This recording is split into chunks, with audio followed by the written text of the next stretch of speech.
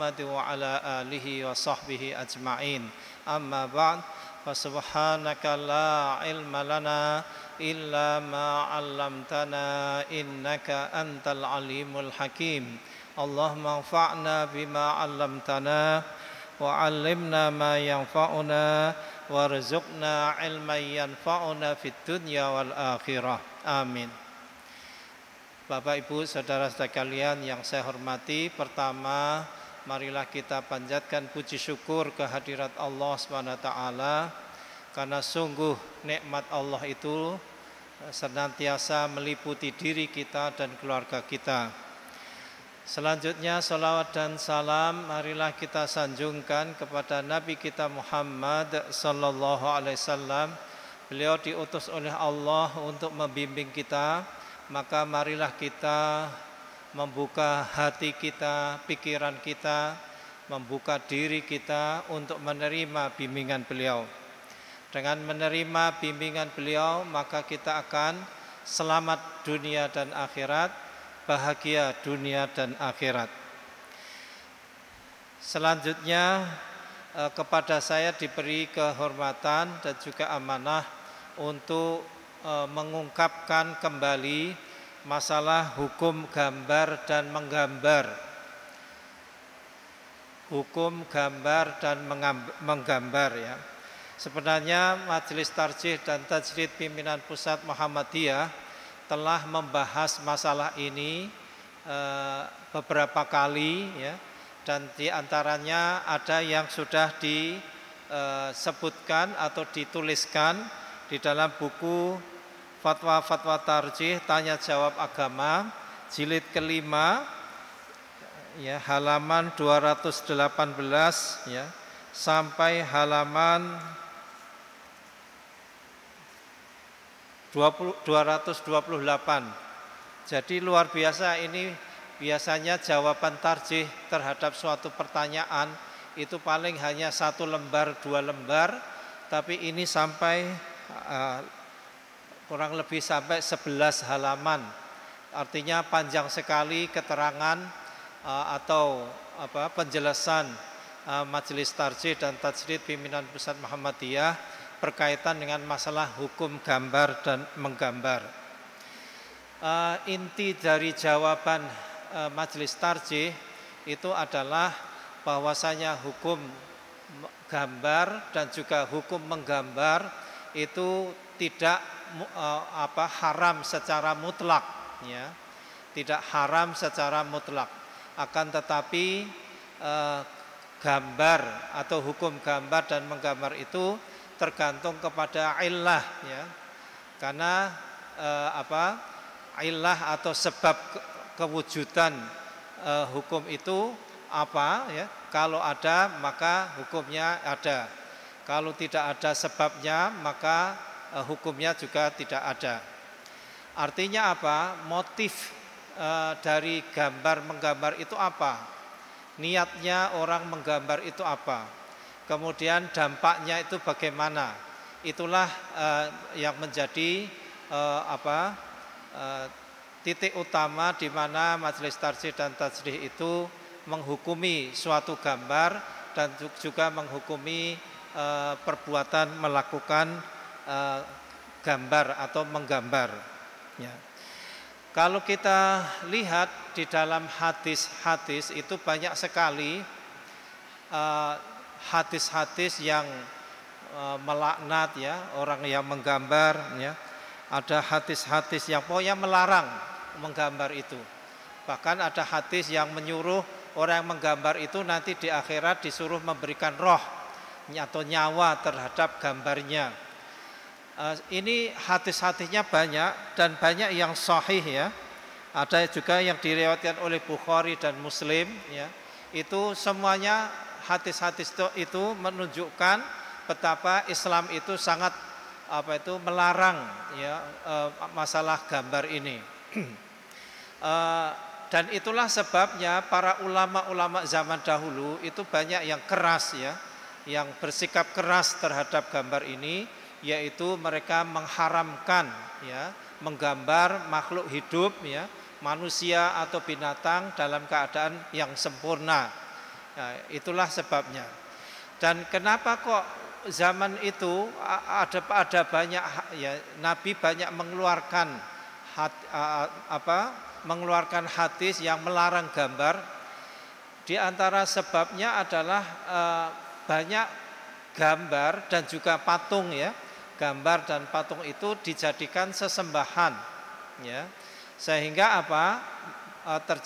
banyak sekali larangan dari Nabi Shallallahu Alaihi Wasallam untuk mempunyai gambar atau menggambar. Pernah ada nabi ya dengan dengan keluarganya itu menyobek ya gambar yang ada di dalam rumahnya. Maka kemudian istri beliau itu menjadikan gambar itu sebagai tempat atau sebagai cover bantal ya. Jadi intinya Bapak Ibu yang saya hormati, dalam masalah gambar ini itu banyak sekali hadis ya yang melarang, sehingga banyak ulama itu juga ikut melarang ya. Tetapi Muhammadiyah itu dia lebih jauh ke depan melihat sebab larangan itu ya. Sehingga di dalam Muhammadiyah bisa dikatakan ya bahwasanya gambar itu dibuat adalah dengan beberapa tujuan ya. Ada gambar yang dibuat itu tujuannya untuk disembah. Ya, ini tentu saja jelas-jelas haram seperti ini. Karena gambar itu dibuat untuk disembah. Ada juga gambar itu dijadikan sebagai sarana pendidikan ya. Ketika kita mendidik ya anak didik kita ya, mereka perlu gambaran yang lengkap dan juga gambar ya, sehingga itu memudahkan untuk mereka memahami. Makanya berhitung saja ya, kalau di TK ya itu kan ada namanya gajah, ada gambar gajah 1, 2, 3 ya, itu jadi ini ada gambar gajah 1, gambar gajah 2, gambar gajah 3. Jadi ada 3 gajah. Itu adalah untuk mempermudah ya mereka di dalam belajar berhitung umpamanya. Jadi kalau untuk sarana pendidikan itu tentu hukumnya adalah mubah atau boleh ya. Ya, tidak ada masalah. Patung pun juga atau patung-patung kecil ya untuk pendidikan ya, itu tentu saja berbeda jauh ya dengan kalau itu untuk disembah. Maka kalau motifnya adalah untuk pengajaran, tentu saja itu tidak ada masalah. Bagaimana dengan gambar-gambar dan juga patung ya untuk perhiasan, untuk seni ya. Hal ini ada dua ya, ada dua hal. Yang pertama yang tidak dikhawatirkan mendatangkan fitnah ya, maka hukumnya mubah ya. Jadi patung itu pokoknya dianggap hanya perhiasan, tidak menimbulkan suatu fitnah, tidak menimbulkan sesuatu hal yang negatif ya, maka itu tentu saja gambar atau patung seperti itu adalah mubah. Adapun yang kedua mendatangkan fitnah. Nah, yang mendatangkan fitnah itu ada dua macam. Yang pertama jika fitnah itu kepada maksiat ya. Jadi gambar atau patung yang mengajak kita kepada suatu maksiat. Nah, ini hukumnya tentu makruh dan bisa sampai kepada haram ya. Kemudian jika fitnah itu kepada musyrik ya, kemusyrikan ya, maka ini juga bisa menjadi hukumnya menjadi haram. Jadi intinya kalau hanya untuk perhiasan biasa ya, tidak ada menyebabkan seseorang itu terfitnah oleh gambar itu, maka itu dibolehkan.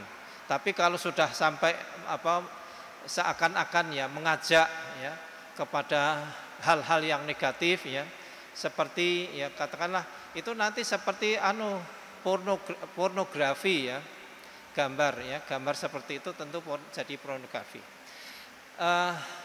Ini adalah Muhammadiyah itu mempunyai pendapat yang moderat ya. Karena dalam masalah gambar ini kita sekarang berada di era di mana gambar itu ya sudah menjadi sesuatu yang lumrah, ya kan? Di mana-mana ada gambar, bahkan bukan hanya gambar yang mati, tetapi gambar yang hidup, yaitu berupa video-video. Maka kalau itu dilarang, itu aneh sekali, ya. Karena gambar-gambar itu sekarang sudah sangat diperlukan untuk KTP ya, atau paspor ya, kita perlu gambar ya, atau perlu foto ya. Jadi untuk identitas kita tentu itu sangat dibutuhkan. Tanpa gambar maka nanti KTP atau paspor kita jadi tidak berlaku atau tidak sah. Ya. Jadi kadang-kadang gambar itu memang sangat diperlukan. Jadi kalau kita nafikan, kalau kita larang, itu malah jadi aneh, ditertawakan orang. Ya, ditertawakan orang. Memang gambar itu seringkali menipu ya. Gambar itu seringkali menipu. Antara ya yang digambar, gambarnya dengan orang yang digambar itu kadang-kadang berbeda jauh ya. Saya sendiri pernah mengalami mau ceramah di suatu masjid, kemudian foto saya itu ternyata diedit ya. Jadi tampak lebih muda. Saya sampai yang punya foto saya sendiri itu sampai jadi terkaget ya, heran. Loh, kok ada bisa gambar saya itu bisa jadi muda seperti itu ya. Jadi menipu ya.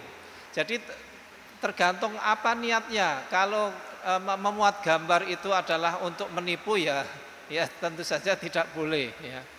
Tapi untuk mempercantik ya itu biasa saja kan.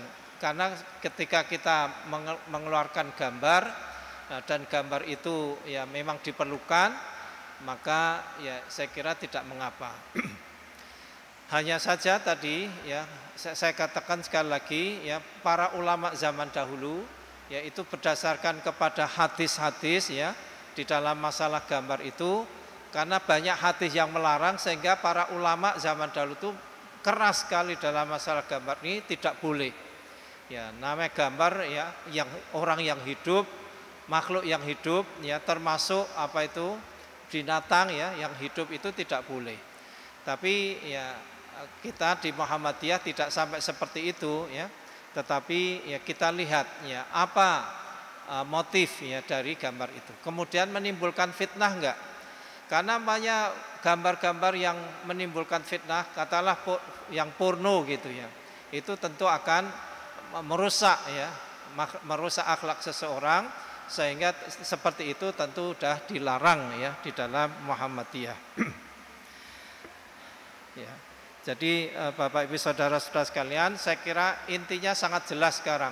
Ya, setelah berlalunya masa banyak waktu ya, semakin jelaslah bahwa saya pendapat yang paling baik itu adalah yang moderat seperti ini. Tidak melarang secara mutlak, tidak membolehkan secara mutlak, tetapi yang pertengahan ya. Tidak melarang tapi juga tidak membolehkan secara mutlak. Tapi ada yang dibolehkan ya, ada juga yang dilarang ya. Jadi gambar-gambar yang yang dibolehkan, ada juga yang dilarang. Sebagai contoh ya, di sini untuk hal-hal yang dibolehkan itu adalah untuk pendidikan ya, estetika, untuk media dakwah ya, itu tentu saja dibolehkan, bahkan bisa disunahkan itu hukumnya. Tapi ada juga yang diharamkan ya, yang mengandung unsur syirik, pornografi ya, atau menimbulkan fitnah besar ya. Karena sekarang ini mengedit gambar itu mudah sekali. Bahkan tidak perlu kepakaran yang tinggi. Orang-orang awam bisa mengedit ya. Bukan hanya gambar yang mati, gambar yang hidup pun bisa. Jadi maunya ada gambar orang sedang melakukan sesuatu, kepalanya diganti dengan kepala saya umpamanya. Itu mudah ya, bisa dilakukan ya. Jadi dengan demikian masalah gambar atau bahkan gambar yang hidup ya, dan juga patung itu tergantung kepada ilahnya, kepada sebabnya. Untuk apa? Apa motifnya? Apa gambar itu? Ya. Kalau untuk menipu ya tentu saja itu dilarang ya, dilarang. Karena sekarang banyak gambar-gambar itu untuk menipu juga ya, untuk menipu. Jadi saya kira jelas sekali ya, masalah gambar ini sudah dibahas dengan panjang lebar, dan kita alhamdulillah di Muhammadiyah itu mempunyai pendapat yang moderat ya, tidak mengharamkan secara mutlak tapi tidak juga membolehkan secara mutlak ya, tetapi ada batasan-batasan gambar ya, termasuk patung, termasuk video ya, itu ada yang dibolehkan ya, tetapi ada juga yang dilarang dengan batasan-batasannya. Demikian, semoga ini menjadi pemahaman kita bersama. Aqulu qouli hadza wa astaghfirullahal azim li wa lakum. Wassalamu alaikum warahmatullahi wabarakatuh.